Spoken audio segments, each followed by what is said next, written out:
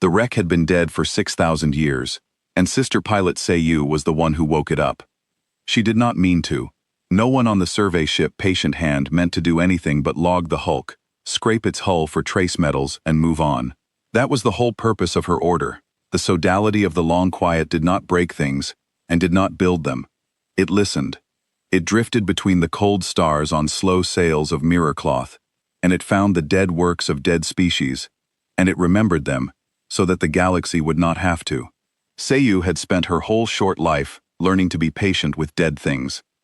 Dead things did not move. That was the rule that made the work safe.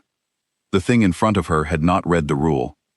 It hung in the dark beyond a starless rift the charts called the Morn, a long broken shape the color of old iron, 4 kilometers from prow to stern, and it had been hanging there, by the sodality's own deep records, for 6,000 years without once changing its angle to the rift. 6,000 years was not a long time to the sodality. The sodality counted in tens of thousands. But 6,000 years was 40 times longer than any wreck Seiyu had ever logged. And in all that time, the hulk had not tumbled, had not drifted, had not surrendered 1 degree of its station to the slow pull of the rift behind it. "It is holding position," she said, into the quiet of her pod. "It is a wreck," said the voice of the listener, the ancient mind that guided the Patient Hand. The listener was older than any crew aboard. It had logged 10,000 dead ships. It spoke the way old stone speaks, slow and sure and a little bored. "Wrecks drift. Approach and scrape. Do not waste the window." Seiyu approached. Her survey skiff was a small thing, a bead of glass and mirror cloth against the iron cliff of the hulk, and as she closed the last 1,000 meters, the wreck filled her forward shell until there was nothing in front of her but its flank. She had expected the soft ruin of an old hull, the pitting, the slow chewing of 6,000 years of dust. She found pitting, she found dust, but under the dust the plating was not soft, it was layered, plate over plate, each plate as thick as her whole skiff, and the seams between them were clean and deep and deliberate in a way that made her sail fins fold flat against her body without her telling them to. This was not the hull of a thing built to drift. This was the hull of a thing built to be hit, and to not care. "Listener," she said, "the plating is military." "Many dead species made war," said the listener. "Scrape and log." But Seiyu did not scrape. She let the skiff drift along the flank instead, slow, the way you move past a sleeping thing you are not sure is asleep, and she counted the layers of plate as they slid by her shell. She had logged warships before, the dead kind, the proper kind that tumbled. She knew the way a warship was built. A warship was built to win an argument quickly and then go home. And so a warship was armor on the front and engines on the back, and not much in between. This was not that. This was armor everywhere. Front, flank, belly, spine. 4 kilometers of it, plate on plate on plate. More armor than any ship needed to win a fight and go home. This was the armor of a thing that had never expected to go home at all. This was the armor of a thing built to be hit, and hit, and hit again, for a very long time, and to still be standing at the end of it. "It is over-armored," she said. "Far over. Nothing fights long enough to need this much." "Then it was wasteful," the listener said. "Dead species often were. Scrape and log." She found a port in the flank, a long dark slot where some weapon had once lived, and she eased the skiff close and let her instruments taste the metal. The reading came back, and Seiyu read it twice, the way she had been taught to read a strange number twice, before she trusted it. Mass, 9 million tons. Power signature, a flat line. Internal temperature, a flat cold. The cold of deep space. The cold of a thing that had not held a spark in a very long time. Dead, the instrument swore it. Dead and cold and 6,000 years gone. And yet it held its station against the rift, prow level, stern level, as if some hand still rested on a wheel somewhere inside all that iron, and would not let go. Seiyu had been taught a rule about that too. A dead ship surrendered its mass to the largest thing nearby. It was the most basic rule of reading a wreck. The first thing any sister pilot learned. Find the largest pull, and the wreck will be falling toward it, slow and helpless, its dead bones turning end over end. The largest pull here was the rift, so the wreck should have been falling toward the rift. It was not falling toward the rift. It was facing the rift, which was a different thing entirely. A thing a dead ship could not do, because facing took a choice, and a dead ship had made its last choice a long time ago. This ship had not made its last choice. This ship was still choosing, every moment, to face the dark behind it and not fall into it, and it had been making that same choice, prow level, for 6,000 years. A choice was a thing the living made. Seiyu folded her sail fins flatter and did not say so to the listener, because she did not yet have the courage to say a thing so strange out loud. "Tag the contact," the listener said. "Lowest tier, drifting hulk, derelict, no power, no threat. Scrape and log, and we move to the next." Seiyu opened a fresh record. She set the threat tier to the lowest band, the band for dead mining rigs and burned-out colony arcs, because a flat power signature could mean nothing else. She wrote the word the Sodality wrote over every dead thing it found, the word that let the crew sleep easy in the long dark, inert. Then a light came on inside the wreck. It was a small light. It was one porthole, deep in the iron flank, a single square of dull red coming up out of the cold like an ember breathed back to life. It should not have been possible. There was no power. The instrument said so, was still saying so, the flat line on her shell stubborn and unchanged, even as the red light burned steady in front of her own eyes. "Listener," Seiyu said, and her voice had gone thin, "there is a light. There is no power signature. There is a light." A pause. For the first time in Seiyu's memory, the old mind that had logged 10,000 dead ships did not have an answer ready. The silence stretched. The red porthole burned, and then, deep in the iron, a second light came on, and a third. And then a long crawling line of them, running the whole 4-kilometer length of the hull, one after another, dull red ports waking in sequence down the flank of the wreck like a spine remembering how to feel. The instrument still read flat. The power signature had not moved. By every law the Sodality knew, the thing in front of Seiyu was as dead as it had been 6,000 years ago, and it was, at this moment, waking up. Seiyu's instrument still read flat. That was the thing she could not make sense of, the thing that turned the cold inside her colder. The lights were real. She could see them with her own eyes, a long crawling line of red coming up out of the iron, and yet the number on her shell that measured power had not so much as twitched. By every law of her order, light meant power, and power meant a reading, and a reading meant the wreck was no longer a wreck. The reading was flat, the light was real. Both could not be true, and both were true, and the only way both could be true was if the ship was lying to her instrument on purpose, holding its real heart down somewhere her instrument could not find it, letting only the smallest ember of itself show. A dead ship could not lie. Lying took a will. Seiyu's sail fins pressed flat to her body and would not come up. "Pull back," the listener said. The boredom was gone from the old voice. "Sister pilot, pull the skiff back, now." Seiyu pulled back. Her hands were steady because her training was good, but inside the steadiness, something cold had opened. The same cold the instrument kept reporting from the hull, as if the wreck had reached out across the dark and set a flat cold line through the middle of her too. As the skiff slid back from the iron cliff, she saw the whole shape of it at last, lit from within by its long red spine, and she understood for the first time that she had not been looking at a flank. She had been looking at the side of a fortress. The slot she had thought was an empty weapon port was not empty. Something had moved behind it while she watched. Something had turned, deep in the dark of the hull, the way a sleeper turns toward a sound. "What woke it?" she whispered. She did not expect an answer. The Sodality had no record for a wreck that woke. But the listener answered, and what it said was worse than no answer. "We did," the old mind said. 6,000 years it has waited for a ship to come close enough, and we came close enough. Seiyu did not understand, not yet. She would understand soon, and she would spend the rest of her life wishing she had turned the skiff and run the moment the first red ember lit, before the old thing inside the iron knew that anyone was there to see. But the rift behind the wreck was not empty either, and that was the part the Sodality's long, patient records had never thought to write down. Behind the morn, folded into the dark where no sail had cared to go, something else had been waiting far longer than 6,000 years. Something the human ship had been built to watch, something the human ship had died watching, and had refused, for 6,000 cold years, to stop watching, because the watch had not yet ended.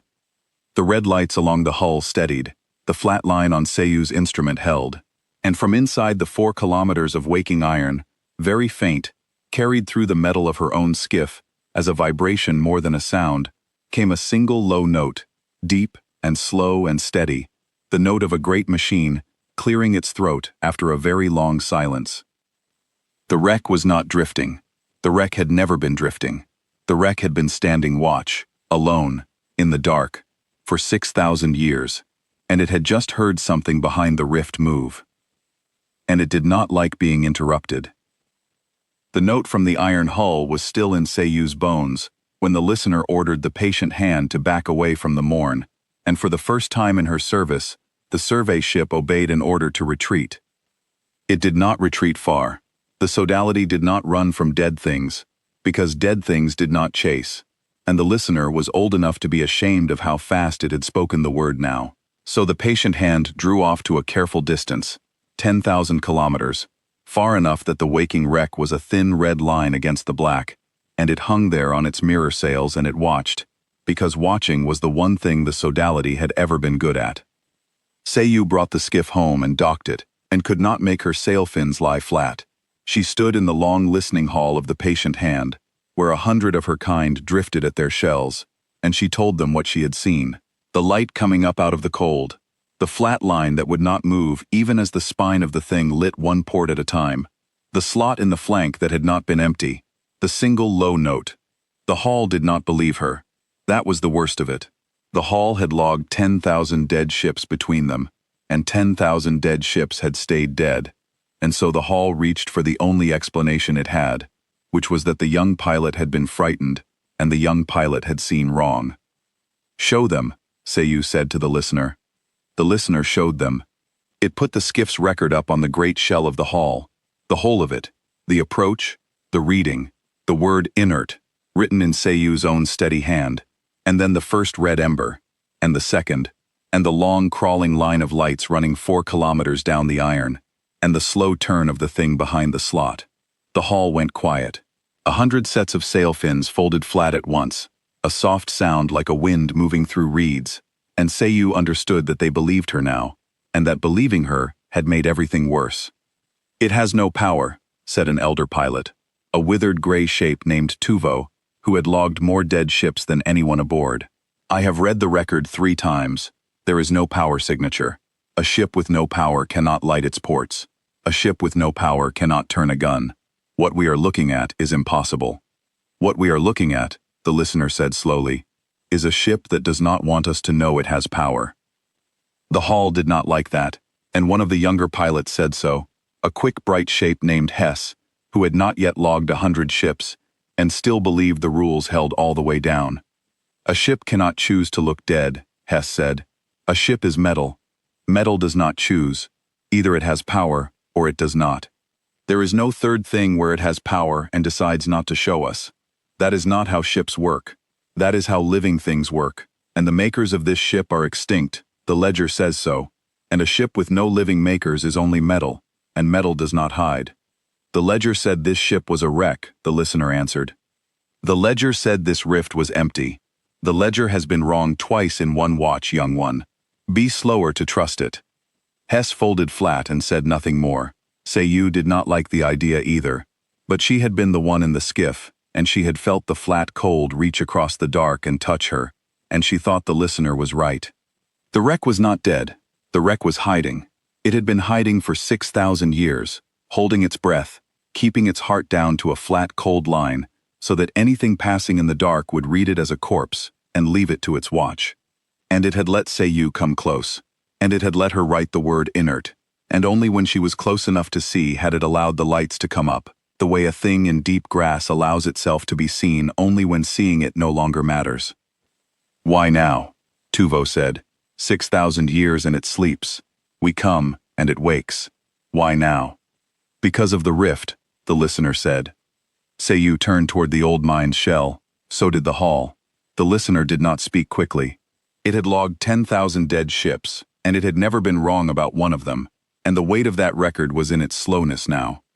"I have been reading the morn," it said, "not the wreck, the rift behind the wreck. For 6,000 years, the sodality has charted the morn as empty, a starless gap, a place where nothing is, which is why nothing has ever sailed it. But empty is a thing you decide. Empty is a word you write when you have stopped looking. And I have been looking, since the lights came up, and the morn is not empty. There is mass in the rift. There has always been mass in the rift. It is very cold and very still and very large, and it is closer to the wreck now than it was when the sister pilot first read the hull." A long silence in the hall. "How much closer?" Tuvo asked. 11 kilometers, the listener said, "in the time we have been speaking." The hall went very still. 11 kilometers in the time it took to speak of fear was not the drift of a dead thing. It was the reach of a living one. "Measure it again," Tuvo said. "I have measured it 4 times, the listener said. "It moves when we are not watching it closely, and it stops when we are. I do not think that is chance. I think it knows the difference between being watched and not being watched, and I think it prefers not to be watched while it moves. That is the behavior of a hunter, not a stone." "A hunter of what?" Hess asked, his bright voice gone thin. "That," the listener said, "is the question the human ship has already answered, 6,000 years ago, and we are only now beginning to ask." Seiyu felt the cold open wider inside her. 11 kilometers was nothing across the gulf of a rift. 11 kilometers was a thing creeping. 11 kilometers was a sleeper in the grass beginning, very slowly, to move. "What is it?" she said. "I do not know," the listener said. And that was the most frightening thing the old mind had said yet, because the listener always knew. It is not in any record the sodality holds. It is not a ship. It is not a stone. It is large and it is cold, and it is patient, and it is the only thing in this whole region of the dark that the wreck has been watching for 6,000 years. The human ship is not aimed at us. It never was. It is aimed at the rift. We thought it was holding station against the pull of the morn. It was not holding station against a pull. It was standing guard against a thing. The word human moved through the hall like a draft. The sodality knew the word, the way it knew 1,000 dead words. A label for a species, one entry among the long quiet ledger of the gone. There had been humans, once, far away, and long ago. They had built ships and made wars and died, the way species did, and the sodality had logged the last of them and folded them into the great list of the silent, and moved on. The sodality had a record for humanity. The record said, extinct. The record said, a small, loud, short-lived people who had made too many enemies and burned too bright and gone out. The record was, the sodality had always assumed, complete. The listener spoke the record aloud for the hall, the whole of it, the way it kept everything. Humanity, a species of the warm worlds, far away, gone now. They had risen fast as anything in the ledger, and they had spread fast, and they had fought, with each other and with everything else, more than any people the sodality had ever charted. They had built ships the way other species built homes, and they had named those ships, which the sodality had always found strange, a people who gave names to metal, as if the metal could hear them. And then, in the way of fast, bright peoples, they had burned through their span and gone out, and the sodality had logged the silence where they had been, and written the word extinct, and folded them into the long list of the gone. The record was old. The record was, the hall had always believed, finished. Nothing new was ever added to the record of a dead people. That was what dead meant. There was one more line in the record, the listener said, and it had never made sense until now. The very last entry the sodality held for humanity was not a death note. It was a fragment of a human signal, caught by a sodality sail at the very edge of the human silence, 6,000 years ago, in a language the sodality had only half learned before the speakers were gone. The fragment was 3 words long. For 6,000 years the sodality had filed it under things not understood, a curiosity, a last gasp of a loud dead people. The listener spoke the 3 words now, and in the listening hall they fell into a silence that had become very different from the silence before. The 3 words were, hold the door. We thought it was a phrase of grief, the listener said, a thing a dying people might say to one another. We did not know there was a door. We did not know there was a thing on the other side of it. We filed it and we forgot it, the way we file everything, and all the while the door was real, and the thing behind it was real, and one ship was holding it, and the ship is holding it still. Seiyu looked at the thin red line in the dark, 4 kilometers of iron that the ledger said was extinct, and she thought the ledger had made the same mistake about the wreck that the wreck had wanted everyone to make. The ledger had stopped looking. The ledger had written a word over a thing that was still there, holding its breath, keeping its heart flat, waiting in the dark for the thing it had been built to watch to move again. "Listener," she said, "has it sent anything? A signal, a word, anything?" "No," the listener said. "It has not spoken to us. It does not care about us. We are not the thing it is watching. We are only the thing that came close enough to make it open its eyes." That should have been a comfort. It was not. To be ignored by a thing that size was its own kind of dread. The wreck did not threaten the patient hand. The wreck did not warn it off. The wreck had simply woken, lit its long spine, turned one slow gun toward the rift, and gone back to the work it had been doing for 6,000 years, as if the sodality were a moth that had brushed its flank. And the work it had been doing was watching the cold thing in the morn come, 11 kilometers at a time, out of the dark. "We should leave," Tuvo said. "Whatever this is, it is not ours. The sodality does not break things, and does not build them. We log, and we go. We have logged. Let us go." The hall murmured agreement. Seiyu felt it pull at her too, the old safe instinct of her order, the drift away from the loud thing, before the loud thing noticed you. It was the instinct that had kept the sodality alive for tens of thousands of years, while 9 empires rose and fell around it. Log, and go. Do not interfere. Do not be seen. But Seiyu had been in the skiff. She had felt the flat cold reach across the dark. And she found, to her own surprise, that she did not want to go. "What happens," she said, "to the rest of the dark, if the cold thing in the morn gets past the wreck?" The hall went quiet again. "We do not know what the cold thing is," Tuvo said. "No," Seiyu said. "But the human ship knows. The human ship has known for 6,000 years. The human ship has been standing in front of it, alone, in the cold, since before our oldest record, refusing to drift, refusing to die, keeping its heart flat so the cold thing would not know it was being watched. Whatever is in that rift, a people the ledger calls extinct, decided it was worth 6,000 years of one ship's life to keep it from coming through. I do not think we should leave before we understand why." Tuvo had no answer to that. Neither did the hall. "The sister pilot is right," the listener said, and the old mind's slow voice had something in it Seiyu had never heard before, something that in a younger voice she would have called shame. "I logged that wreck as inert. I have logged 10,000 dead ships, and I was right about all of them, and I was wrong about this one, because I stopped looking. The morn is not empty. I wrote empty because I stopped looking. I will not stop looking again. We stay. We watch. We learn what the human ship is watching, and we learn why." So the patient hand stayed, hung on its mirror sails 10,000 kilometers from the waking iron, and it watched. For a long while nothing changed. The wreck held its station. The red spine burned steady. The cold mass in the morn crept closer. 11 kilometers, then 9, then 14. No rhythm to it, no haste. The slow, blind feeling forward of a thing that had all the time in the universe and knew it. Seiyu watched it with the rest of the hall, and as she watched, she began to understand the patience of it, and the patience frightened her more than haste would have.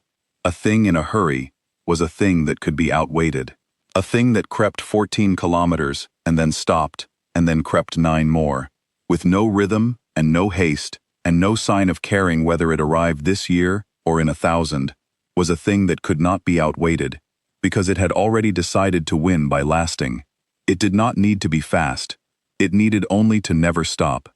And against a thing that never stopped, the only answer was a thing that never stopped either, and Seiyu looked at the small lit ship holding its station, and understood, slowly, that she was watching 2 patiences face each other across a rift, and that one of them had been human, and that the humans were 6,000 years dead, and that their patience was still there, still holding, still refusing to stop. The cold thing crept, the warship held. Nothing happened, for a long time, and the nothing, was the most terrible thing of all, because Seiyu came to see that the nothing was the whole war. The war was patience. The war had been patience for 6,000 years. The listener fed Seiyu everything it could read of the cold thing, and what it could read was almost nothing. No power signature, like the wreck. No heat, like the wreck. Only mass, a great deal of mass, more mass than the wreck, more mass than the patient hand, more mass, the listener said at last, than a small moon, all of it folded into the starless dark of the morn, where no instrument could find an edge to it. It is bigger than the ship that watches it, Seiyu said. Much bigger, the listener said. Then how can one ship hold it back? I do not know, the listener said. But the ship believes it can. Look at how it stands. Look at how it has stood for 6,000 years. That is not the posture of a thing that doubts. Seiyu looked, and it was true. There was nothing afraid in the way the wreck held itself. 6,000 years alone in the dark, watching a thing the size of a moon creep toward it out of a rift, and the human ship stood level and steady, with its long spine lit, and its one slow gun turned to the dark, and it did not flinch, and it did not call for help, and it did not move. It simply waited, the way it had waited for 6,000 years, for the cold thing to come close enough. She tried, while they waited, to imagine the people who had built it. A small, loud, short-lived people, the ledger said, people who named their ships. She wondered which of them had stood on the bridge of this one, on the day it was set in front of the morn, and whether they had known, that day, that none of them would live to see the watch end. She thought they must have known. You did not build 4 kilometers of armor on every face, and stock it for a war with no end, unless you already understood that the war would outlast you. They had built a thing to keep a promise their own children's children would not live long enough to keep, and then they had gone home and died, and the thing had stayed, and the thing had kept the promise, and there had been no one left, not for 6,000 years, to tell it that it had done enough. It does not know they are gone, Seiyu said softly. Does it? The ship. It does not know its people are dead. I think it knows, the listener said. I think it has always known. I think that is the whole of why it has held. A ship that believed help was coming would have called for it. This one has never called.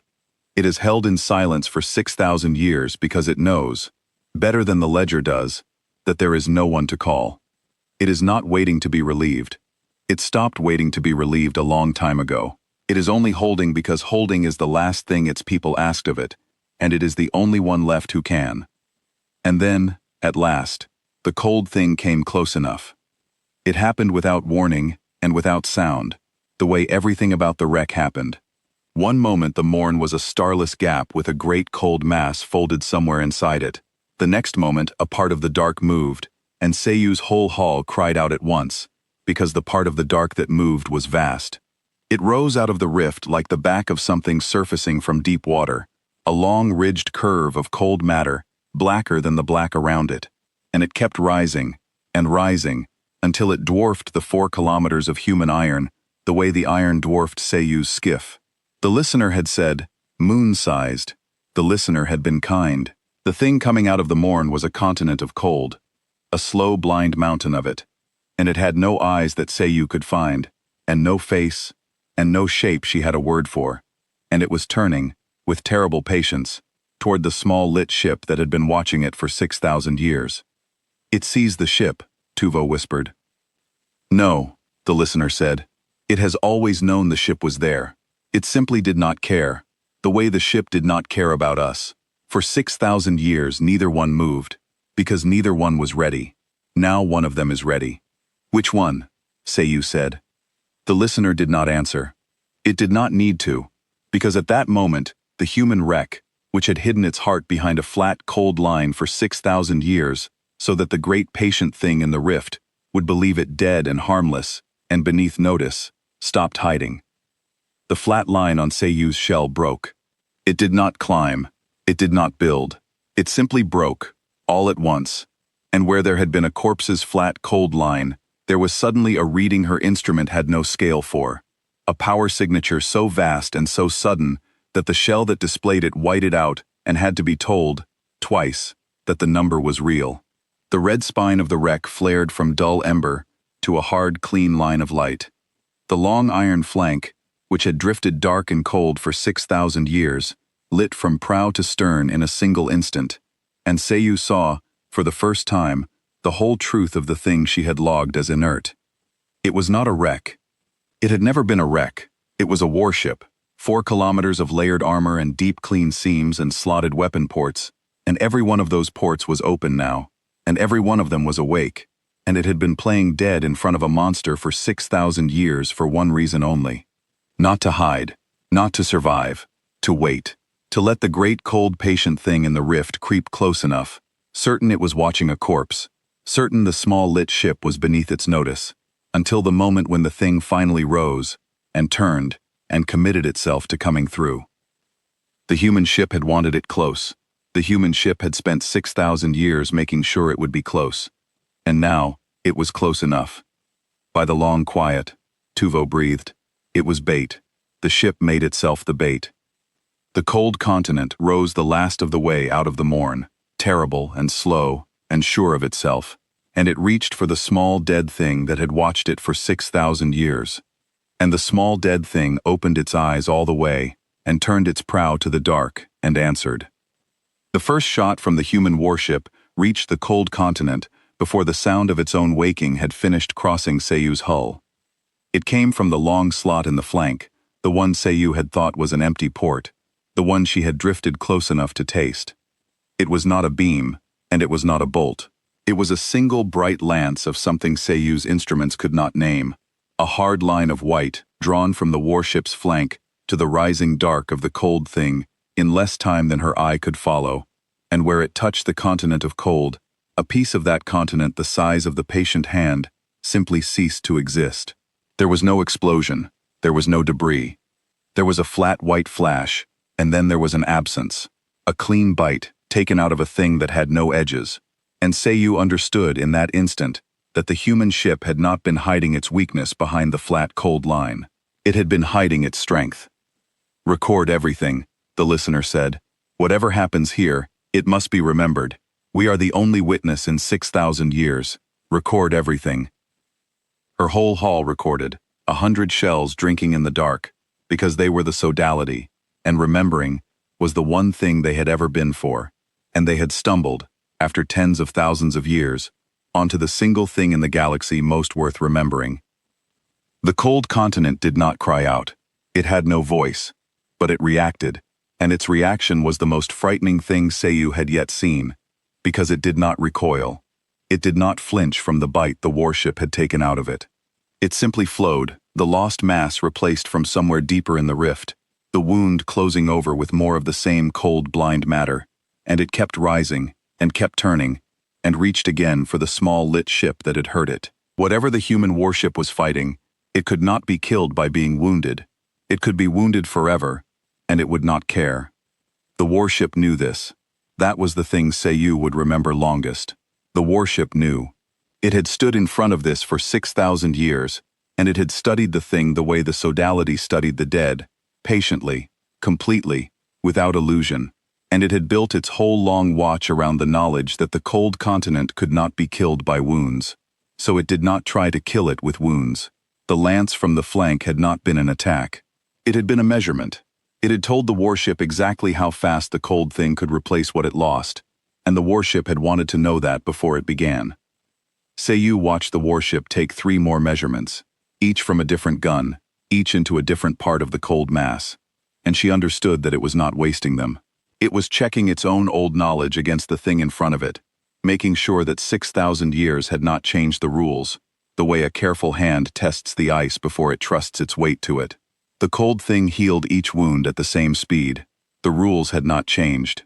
The warship had spent its first move not on harm but on certainty, and Seiyu thought that this was the most human thing she had yet seen it do, more human even than the killing that came after, to be certain first, and only then to strike. Satisfied, the warship stopped measuring. Then the warship began. It moved. 6,000 years of perfect stillness ended in a single heartbeat, and the 4 kilometers of iron that had held its station against the rift, since before the sodality's oldest record, drove forward off its mark with a violence that should have torn it apart.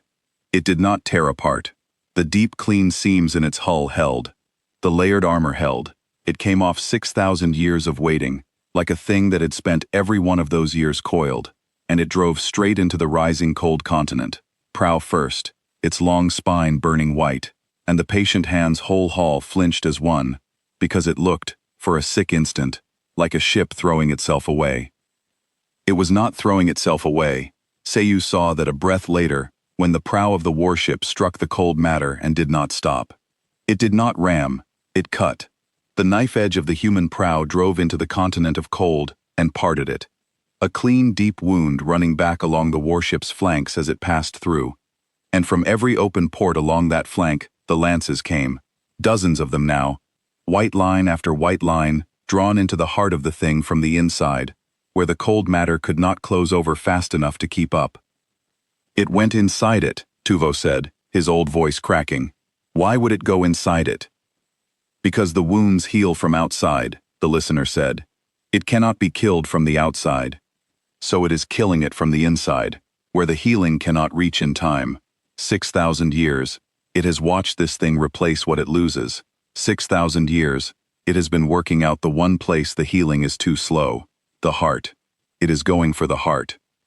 Seiyu watched the white spine of the warship burn its way through the dark of the cold continent. A thin, bright line moving through a mountain, and she found she had folded her sail fins flat again. Not in fear this time, but in something closer to awe. The human ship was not larger than the thing it fought. It was not stronger, mass for mass. It could not outbleed a thing that could not bleed. It had no advantage at all except one, and the one advantage was patience. It had spent 6,000 years learning exactly where its enemy was weak, and it had spent 6,000 years pretending to be a corpse so the enemy would never learn that it was being studied. And now it spent that knowledge all at once. Every lance, every degree of its turn, every meter of its drive, aimed at a single point deep inside the cold, that the cold itself did not know was a weakness. The continent reacted then. For the first time it stopped reaching for the ship and began, instead, to close around it, the cold matter folding inward from every side, trying to crush the small bright thing that had cut into its core. Seiyu's heart went cold.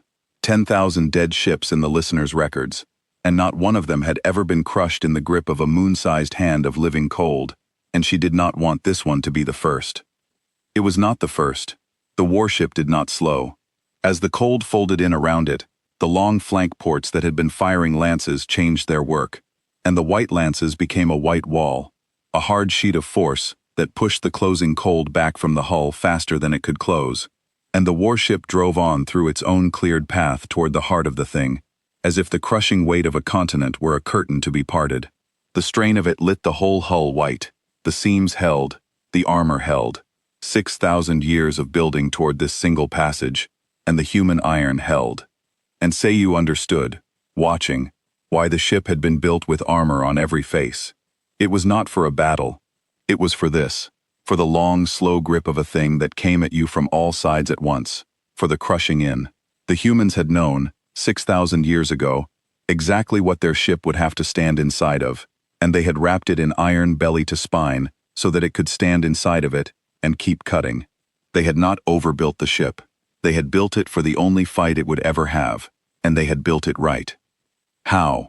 Seiyu whispered. How does it hold? I do not think it is only iron, the listener said slowly. I have been reading the hull as it works. There is something under the armor that is not metal.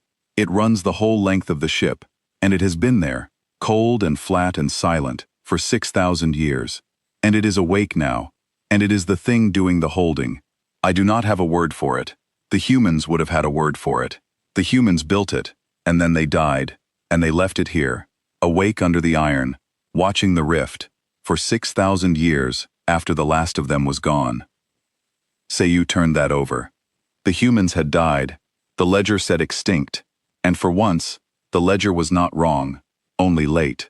The humans had built this ship, and set it here in front of the cold thing in the morn, and then the humans had gone out, the way species went out, loud and bright and short, and the ship had stayed.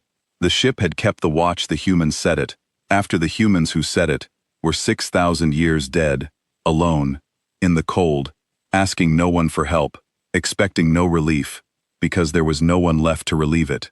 It had not been abandoned. It had been entrusted, and it had kept faith with a dead people for 6,000 years, rather than let the cold thing through. Seiyu thought of the makers again, the small, loud people who named their ships. She thought of the patience it must have taken to learn this thing, not in 6 years or 60, but across the whole long span of one watch, with no enemy to question, and no manual to read, only the cold mountain in front of you, and the slow work of trying a thing, and watching how it failed, and trying again. The humans had not lived to learn it. The ship had learned it. The ship had stood here, and studied a horror for 6,000 years, the way a scholar studies one book for a lifetime. And the reward for all that study was not victory, because there was no victory to be had against a field of them, but the right to kill the nearest one cleanly, when at last it came. The ship had earned that right one failed try at a time, and Seiyu, who had logged 40 dead ships and learned nothing from any of them, felt very small. The warship reached the heart.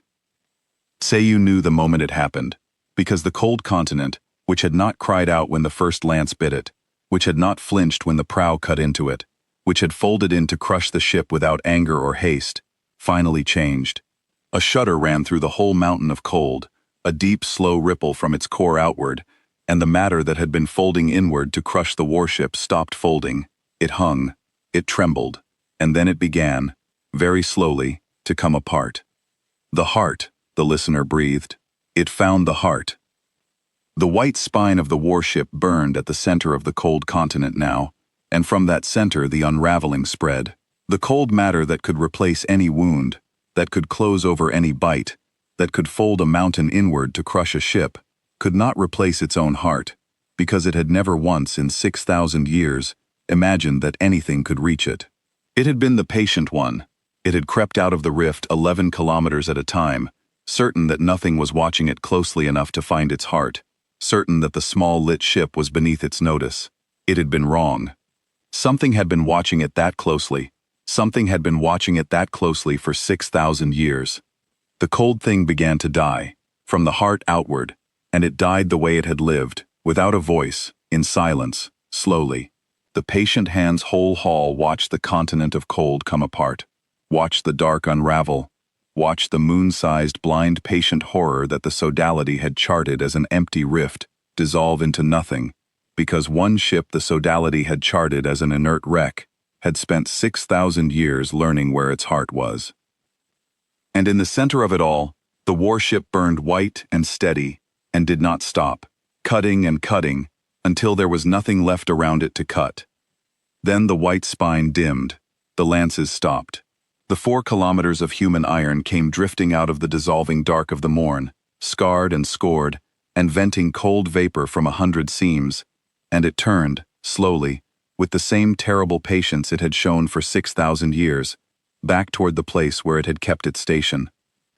Seiyu thought it was over. The whole hall thought it was over. The cold thing was dying. The watch was kept. The human ship had won. The human ship did not act like a thing that had won. It did not power down. It did not signal. It turned back to its old station, prow level, stern level, in exactly the place it had held for 6,000 years, and it settled there, and its long spine dimmed back from white to dull ember, and its power signature began, slowly, to fall. "It is going back to sleep," Tuvo said. "It is going back to the watch." "No," the listener said, and the old mind's voice had gone very quiet. "Look at the rift. Look past where the cold thing was. Sister pilot, you have the sharpest eyes aboard. Look into the morn, and tell me what you see." Seiyu looked into the morn, past the dissolving dark of the thing the warship had just killed, into the deep starless gap behind it, where the sodality had charted nothing for tens of thousands of years. And she saw that the morn was not empty. She saw that it had never been empty. She saw that the thing the human ship had just killed had not been the thing it was watching for. It had been the first of them. Behind it, deeper in the rift, where the dark was darkest, more cold mass waited. Not one continent, not two. A field of them, folded into the deep of the morn, patient and blind and slow, more of them than her instrument could count, each one a moon-sized blind horror, each one creeping, very slowly, toward the small lit ship that had just killed their kin. For a moment, Seiyu could not speak.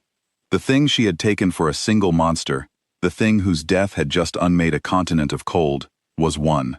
Only one. And behind it, the dark went on, full of more of the same, a field of patient mountains with no end her eyes could find, and every one of them was already beginning to move. The human warship had not won. The human warship had killed one of them, and woken the rest, and now it turned back to its station, dimmed its spine, lowered its heart to a flat, cold line, and prepared to do it all again. "Listener," Seiyu said quietly, "how many of them can it kill before the iron gives out?" "I do not know," the listener said. "I do not think the ship knows either. I do not think it has ever asked the question.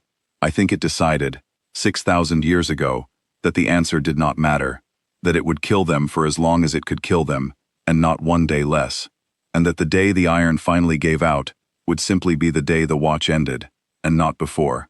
That is not a calculation, Sister Pilot. That is a vow. I have logged 10,000 ships, and I have never read a vow in a hull before." It had been doing this for 6,000 years. The hull did not speak. There was nothing in any of them to say.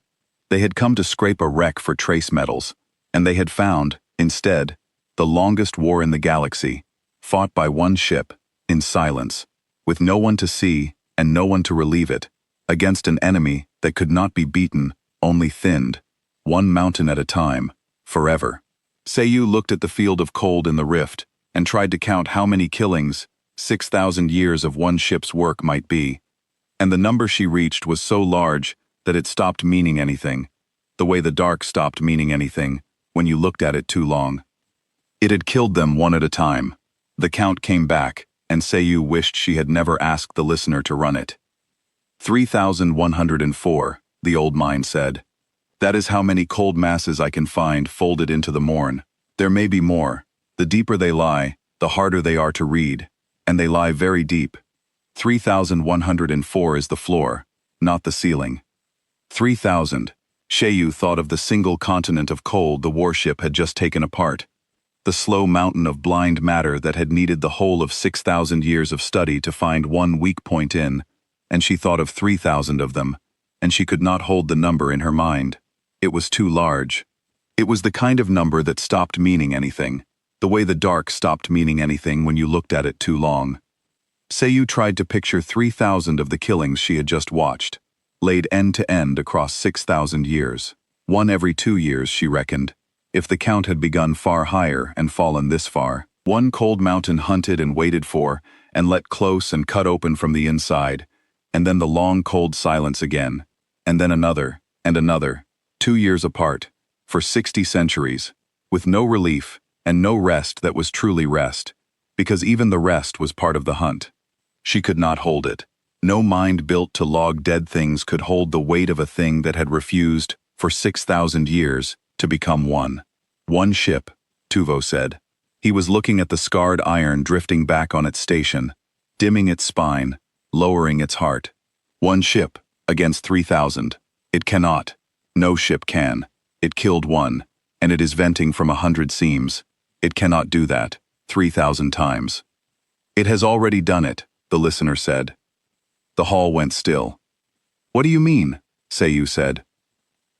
I have been reading the hull again, the listener said, the scoring on it, the old wounds under the new ones. I read the wreck as inert when we came, and I was wrong, and I have been making up for that wrongness by reading it as completely as I can, and the hull tells a story the ledger never thought to ask for. There are wounds on that ship older than the ones it took today, thousands of them, layer on layer, healed over and scarred and healed again, the deep clean seams cut and rebuilt and cut again, the way a thing is marked that has been hit 10,000 times and would not fall. The cold mass we watched it kill today was not the first, it was not the 100th. The human warship has been killing these things, one at a time, out of that rift, for 6,000 years. The count in the morn is 3,000. I do not think it began at 3,000. I think it began at a far greater number. And I think the warship has spent 6,000 years bringing it down to 3,000, one cold mountain at a time, alone, in the dark, with no one to relieve it, and no one to remember. Seiyu looked at the scarred iron with new eyes. the pitting she had taken for the slow chewing of 6,000 years of dust. The deep seams she had taken for clever shipwright's work. None of it was age. All of it was war. Every scar on the 4 kilometers of human hull was a cold mountain killed, a thing the size of a moon taken apart from the inside. And there were more scars on that hull than she could have counted in a lifetime of looking. "Why?" she said. "Why does it keep its heart flat between them? Why does it pretend to be dead, every time, if the things in the rift already know it is there?" "Because of how they hunt," the listener said. "Watch the field. Watch what the ones in the rift do now." Seiyu watched the morn. The cold masses, the 3,000 of them, were moving, not toward the warship, away from it. Slowly, blindly, the whole field of them was drawing back, deeper into the rift, folding down into the dark, lowering themselves the way a hand lowers when it has been bitten. And as they drew back, the warship dimmed further, its spine going from dull ember to dark, its power signature falling and falling toward the flat, cold line that had fooled the sodality for 6,000 years. "They cannot find it when it is cold," the listener said. "They hunt by the spark. A living ship, a warm ship, a ship with its heart running, they can feel across the rift, and they come for it. All of them, all 3,000 at once, and no ship in the galaxy could stand against 3,000 at once. So the warship does not let them feel it. Between killings, it lowers its heart to nothing, to a flat, cold line, to a corpse, and the cold things lose it in the dark, and they go back to their slow, blind creeping, and they forget. And then the warship picks one, the nearest, the one that has drifted close enough to study. And it lets that one come, and it plays dead in front of that one until the one is certain, and then it wakes, all at once, and it kills that one alone, before the others can feel the spark and come. And then it goes cold again, and it waits, and it picks the next." Seiyu understood at last. The flat cold line was not weakness. The playing dead was not hiding from her. It had never been about the sodality at all. The warship had played dead in front of her, because playing dead was the whole of its art, the thing it had perfected across 6,000 years. The only way one ship could fight 3,000 and not be overwhelmed. Never let more than one of them know it was alive at a time. It had let her log it as inert, because being logged as inert was its life's work. It had woken in front of her, lit its spine, killed the nearest cold mountain, and gone cold again, and it had done all of this the way it had done it 10,000 times before, with the patience of a thing that had outlived its own makers, and had nothing left in the universe to do but keep faith with them. "It is patient the way they are patient," Seiyu said slowly. "It learned their patience. It had to. A loud, fast, short-lived people could not have fought this war. Their ship had to become the opposite of them to win it. They built a thing as patient as the thing it fought, and more patient still, because the cold mountains only had to outlast a galaxy, and the ship had to outlast its own makers and keep going." "Yes," the listener said. "That is the cruelest part of it, I think. The makers built the one weapon that could win, and the price of the weapon was that none of them would live to see it win. They built a patience longer than their own lives, and handed it the watch and went home to die. And the weapon has kept the watch, exactly as they asked, for longer than their whole civilization lasted. The ship has now been keeping humanity's last promise for more years than there were humans to keep it for." 6,000 years, Seiyu said. Her voice did not sound like her own. "It has been doing this for 6,000 years. Alone, with no one to see. With no one to see," the listener agreed. "Until us." The word landed in the hall like a stone in still water. Until us. The sodality had stumbled, after tens of thousands of years of careful drifting, onto a thing no one had ever seen. A human warship that had outlived humanity by 6,000 years, and had spent every one of those years standing alone in the dark, in front of a horror the rest of the galaxy did not even know was there, killing it one mountain at a time, asking no one for help, expecting no relief, keeping a watch that no living thing remembered it had been set. And Seiyu, who had come to scrape its hull for trace metals, who had written the word inert over it in her own steady hand, found that she could not bear the thought of drifting away and leaving it to do this alone for another 6,000 years. "We have to help it," she said. The hull turned toward her, Tuvo's old sail fins folded flat in something that was almost a flinch. We do not break things, Tuvo said, and we do not build them. We are the long quiet. We log and we go. We are not a war fleet, Sister Pilot. We have no lances. We have no armor. We have mirror sails and listening shells. If we go near that rift, the cold things will feel our heart, and we will not last a breath. We cannot help it, we can only remember it. Then let us remember it loudly, Seiyu said. She did not know, until the words were out, that she had been building toward them. But once they were out, the whole shape of the thing came clear to her, and she turned to the listener's shell, and she spoke fast, before her own fear could catch up with her.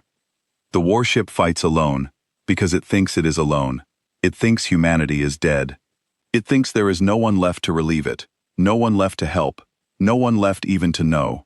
So it keeps its head down, and it kills them one at a time forever, because one at a time forever is the only way one ship can do it. But it is not the only ship in the dark anymore. We are here, and we are the Sodality. We do not have lances, but we know where every dead warfleet in this region of the galaxy lies, because we logged them. We have 10,000 dead ships in our records. We know which of them still have hulls. We know which of them might still wake, the way this one woke, if something came close enough and asked. The listener was silent. The hall was silent. Seiyu pressed on. The humans built this one to keep the watch, but the humans were not the only people who ever built warships and died. The ledger is full of war fleets, dead empires, silent dreadnoughts. We charted them as inert, everyone, the way we charted this one as inert, because we stopped looking. What if we were wrong about them too? What if there are other watchers in the dark, other ships keeping other watches, other dead fleets that only need something to come close enough and ask? We are the only ones who know where they all are. We are the only ones who remember. We cannot fight the cold things, but we can find the ones who can. We can go and wake the rest. For a long moment, no one spoke. Then the listener said, very slowly, "You would have the long quiet become loud." I would have the long quiet do the one thing it is the only thing in the galaxy able to do, Seiyu said. It kept these records. It remembered every dead ship in the dark. For tens of thousands of years, it called that work patience. I am asking it to call that work a map. The listener considered 10,000 dead ships in its memory, tens of thousands of years of careful, fearful, perfect remembering, and in front of it, drifting cold on its station, a single human warship that had turned remembering into a 6,000-year act of faith, and had done it alone, because it believed itself the last. The hall did not answer at once. Seiyu could feel the old fear in it, the fear that had kept the Sodality alive while 9 empires burned, the deep instinct that said the only safe thing was the quiet thing. To go and wake the dead fleets of the galaxy was to make noise across the whole dark. It was to be seen. It was everything the Sodality had spent tens of thousands of years not being. And yet, drifting cold on its station in front of them was the proof of what the quiet had cost. A watcher who had been left to fight the longest war alone because no one had ever come close enough, or stayed long enough, or looked hard enough to learn that the watch existed at all. How long, Hess asked, his bright voice careful now, would it take to wake the others, to bring them here? Longer than my life, the listener said. Perhaps longer than yours, Sister Pilot. The dark is wide and the watchers are scattered, and waking each one will be its own slow, careful work. We will not finish this. We will only begin it. Then we begin it, Seiyu said. The ship began a thing it knew it would not finish, 6,000 years ago, and it did not stop. We can do that much. We can be the ones who began. It does not know we are still here, the listener said at last. The human ship. It does not know it is no longer alone. Before we go anywhere, before we wake anyone, I think it has earned the right to know that. It will not answer us, Tuvo said. It does not care about us. It has never spoken. Then we will not ask it to speak, the listener said. We will tell it, Sister Pilot, you went close enough to touch its hull. You are the one it lit its eyes for. Take the skiff back, not to scrape it, not to log it. Go and tell it the one thing it has not heard in 6,000 years. What thing? Seiyu said. That someone came, the listener said. That someone saw. That the watch it has kept alone in the dark for 6,000 years was seen, at last, and remembered. and that it does not have to keep it alone anymore. Seiyu took the skiff back across the dark. She crossed the 10,000 kilometers slowly, her heart in her throat, the scarred iron growing in her forward shell, until once again there was nothing in front of her but its flank, the same flank she had drifted close to a few hours and a whole lifetime ago. The red ports were dark now. The spine was cold, the power signature read flat. By every law she had been raised on, the thing in front of her was a corpse, 6,000 years dead, and she knew now that the flat cold line was the most alive thing in the galaxy, a heart held deliberately still by a will that had outlasted its own makers. She brought the skiff to the long slot in the flank, the weapon port she had once mistaken for empty, and she did not taste the metal, and she did not log it. She opened the skiff's voice, the small, simple voice the sodality used to mark a thing recorded, and into the cold and the dark and the 6,000 years of silence, she said the only words she had. "We saw you," Seiyu said. "We saw what you have done. We saw the watch you have kept. You are not the last. You were never going to be left alone. We came. We remember. And we are going to go and wake the others. Every dead fleet in the dark that ever kept a watch. And we are going to bring them here. And you do not have to do this alone anymore." For a long moment, nothing. The power signature read flat. The ports stayed dark. The skiff hung small against the iron, and Seiyu felt foolish and frightened and very young, talking to a corpse across 6,000 years. Then, deep in the iron, a single red port came up out of the cold. It was the one nearest her skiff. It burned dull red, steady, the way the first ember had burned when she woke it the first time, and Seiyu's whole body went still. And then, through the metal of her hull, faint, carried as a vibration more than a sound, came the single low note she had heard at the very beginning, the note of a great machine clearing its throat after a very long silence. But this time, the note did not sound like a threat. This time it sounded like an answer. The sodality went loud for the first time in tens of thousands of years, and it began with one old name, pulled from the deepest record the listener held. Seiyu had asked for a map, and the listener had given her one. It had opened the oldest tiers of its memory, the ones no clerk had read in living memory, and it had laid out every dead war fleet it had ever charted across this region of the dark, every silent dreadnought, every drifting hull the sodality had logged as inert and forgotten. There were hundreds of them. Most were truly dead, the listener judged, gutted and cold and beyond any waking. But not all. Some held their stations the way the human warship held its, level and steady against a pull that should have moved them. Some, when the listener went back and read them as completely as it had finally read the wreck at the morn, showed the same thing the wreck had shown, a flat, cold line that was not death but discipline, a heart held still on purpose, a watch being kept. There, the listener said, and marked the nearest of them. 11 light years, a fleet the ledger calls the Sundered Column, 40 hulls, logged inert 9,000 years ago. I read them as dead. I read everything as dead.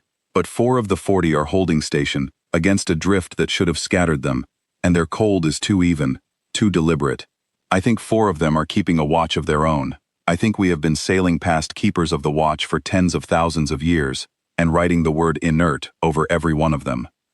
There was a danger in it that the listener did not hide from the hall. To wake a watcher was to wake it to a truth it might not want, that the makers it had kept faith with were dust, that the relief it had perhaps still half hoped for was never coming, that the only mercy the dark could offer was the company of other ships in the same long grief.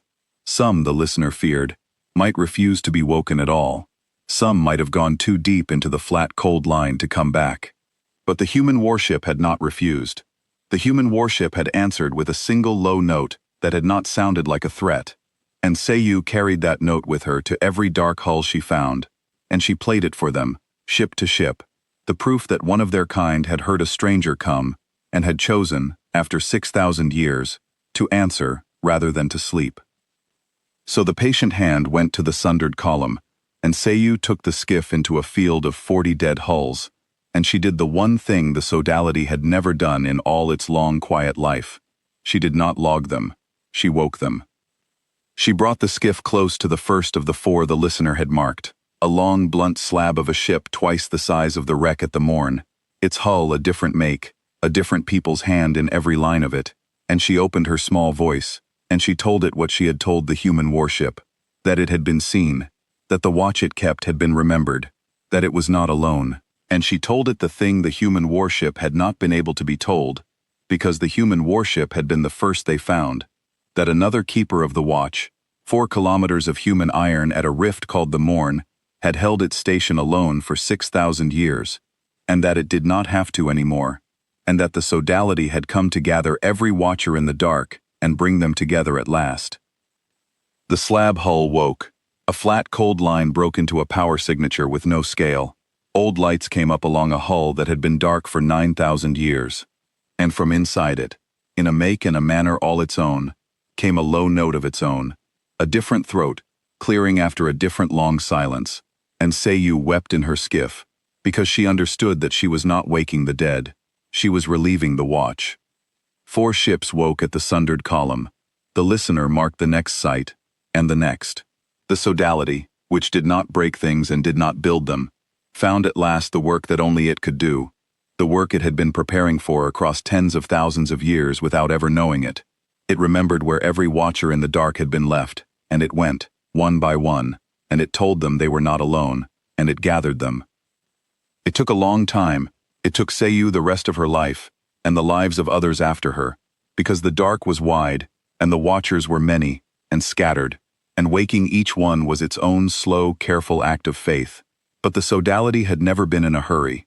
The sodality counted in tens of thousands, and one watcher at a time, across the long quiet, a fleet came together that had never existed before. A fleet of the kept watches, dreadnoughts, and slabs, and arrowheads, and ancient relic hulls from 100 dead peoples, every one of them a ship that had been left alone in the dark to hold back a horror its makers had not lived to see ended. Every one of them found at last and told the same simple thing. You were seen, you are remembered, you are not the last. Word of the waking spread, in its slow way, through the dark. Other sodality sails took up the work. The thing that had been one survey ship's stubborn refusal to drift away became, across the long quiet, the whole order's purpose, to read the dark again, ship by ship, and to know, this time, the difference between a thing that had stopped and a thing that was waiting. Hulls that the ledger had filed under inert for tens of thousands of years rose, one after another, when a small voice came close enough and told them they were seen. Not all of them, but more than the sodality had ever dreamed were there, a hidden fleet of the faithful scattered across the whole dark, each one holding a watch its makers had set and not lived to lift, each one certain it was the last of its kind. None of them had been the last. They had only been alone, and alone, the sodality learned, was a thing that could be ended with a word, if someone cared enough to carry it. And when the gathered fleet was ready, the sodality brought it back to the Morn. The human warship was still there. Of course it was still there. It had never once left its station.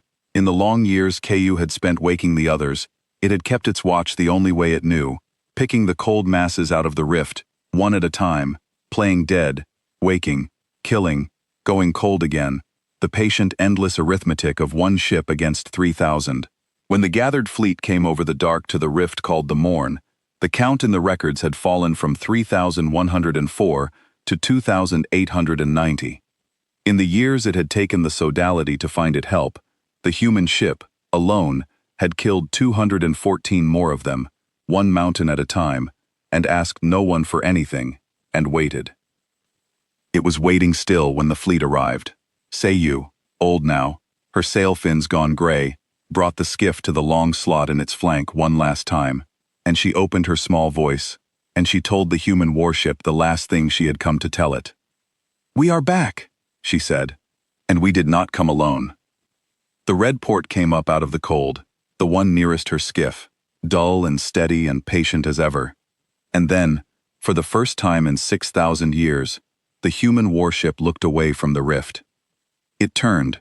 Slowly, with the terrible patience that was the whole of its nature, the 4 kilometers of scarred iron came off its station and turned, prow swinging, to face the dark behind it, where the gathered fleet of the kept watches hung waiting, 100 ships and more, dreadnoughts and slabs, and ancient relics from 100 dead peoples, every one of them a watcher that had once believed itself the last. And the human warship looked at them, and the gathered fleet looked back.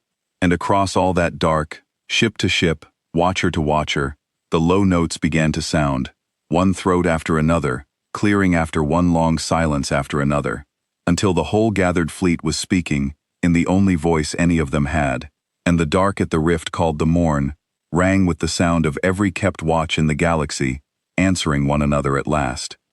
Then they turned together to the rift, and they did the work. Where there? There was no patience in it now, there was no playing dead, there was no need. The cold things in the morn hunted by the spark, and now there were 100 sparks and more, every one of them awake, every one of them lit, and the field of cold masses could not lose them in the dark, and could not pick them off one at a time, because there were too many of them and they were not hiding. The gathered fleet drove into the rift together, 100 lit ships into a field of 3,000 cold mountains, and where the human warship had spent 6,000 years learning the one weak point in one enemy at a time, it now taught that knowledge to every ship beside it, the low notes carrying it across the dark, ship to ship, the wisdom of 6,000 years given freely to the fleet that had come to share the watch. Go for the heart, the wounds heal from outside, go for the heart. And the fleet went for the hearts. It did not take 6,000 years. It did not take 600. With the watch shared at last, with 100 ships and more doing together what one ship had done alone, the cold masses of the morn came apart faster than they could fold back into the dark, the rift lighting again and again with the flat white flashes of cold mountains dying from the inside, until the field that had numbered 3,104 was 1,000, was 100, was a handful, was none. Seiyu watched the killing from her skiff, an old pilot among a fleet she had spent her life assembling, and she felt no triumph in it, only a vast and quiet easing, the feeling of a weight set down that had been carried so long the carrier had forgotten it was a weight. The cold mountains died and did not rise again, and the rift that had held a horror for longer than any record went dark and still and ordinary, just a gap in the stars, just a place, no longer a wound. And around it the gathered watchers hung lit and scarred and together, and for the first time in any of their long lives, none of them had to lower its heart to a flat cold line and pretend to be dead. They could be what they were. They could be seen. The hiding was over, because the thing they had hidden from was gone. The morn went truly empty, not the false empty the ledger had written for tens of thousands of years, the empty that was only a place no one had looked. The real empty, the watch, kept alone for 6,000 years, and shared at the end, was over. The gathered fleet drifted out of the rift, scarred and venting and lit, and it hung in the dark where the horror had been, and for a long while, none of the ships moved or spoke. Then, one by one, the low notes sounded again, softer now, the sound of a thing set down at last. Seiyu brought the skiff to the human warship's flank a final time. "It is over," she said. "The morn is empty. The watch is kept. You can rest now." The red port burned dull and steady. The low note came through the iron, and this time, Seiyu, who had spent the long years of her life learning to understand it, heard in it neither threat nor answer, but something simpler, something she had not heard from it before: rest. The 4 kilometers of human iron settled in the dark, and its spine dimmed, and its power signature fell, not to the flat cold line of the long watch, but lower, gentler, the falling of a thing that no longer had to keep one ear open in the dark. It was not playing dead this time. It was simply, finally, allowed to sleep. Shiyu took the record of all of it back to the sodality, and the sodality did what it had always done, the one thing it had ever truly been for. It remembered, but it remembered differently now. For tens of thousands of years, it had written the word inert over the dead works of the dead, logged them, and moved on, and called that patience. It did not call it patience anymore.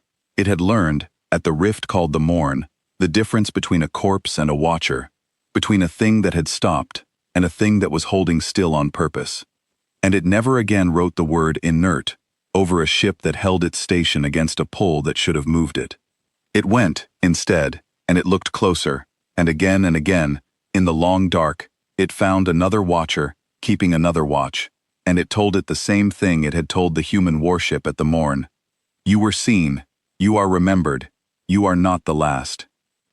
The galaxy had a record for humanity. The record had said extinct. The record had said a small, loud, short-lived people who burned too bright and went out. The sodality did not erase the record, because the record was not wrong. The humans had died. They had burned bright and short and gone out, the way species did. But the sodality added a line to it, in the calm, patient script of the long quiet. And the line it added was the truest thing the ledger had ever held. It said that before they went out, the humans had built a thing to keep a watch they would not live to see the end of, and had set it in front of a horror the galaxy did not know was there, and had asked it to hold, and it said that the thing they built had held. Not for a year, not for a century. For 6,000 years after the last human who set the watch was dust, alone, in the cold, asking no one for help and expecting no relief. 4 kilometers of human iron had stood in front of 3,000 patient horrors and killed them one at a time, and gone cold, and waited, and woken, and killed again, because a dead people had asked it to hold, and it had said it would. The sodality, which counted in tens of thousands of years, and had thought it understood patience, learned at the rift called the morn that it had never understood patience at all. The cold things in the rift had been patient. They had crept 11 kilometers at a time, certain that nothing was watching them closely enough to find their hearts, certain that the small dead ship in front of them was beneath their notice.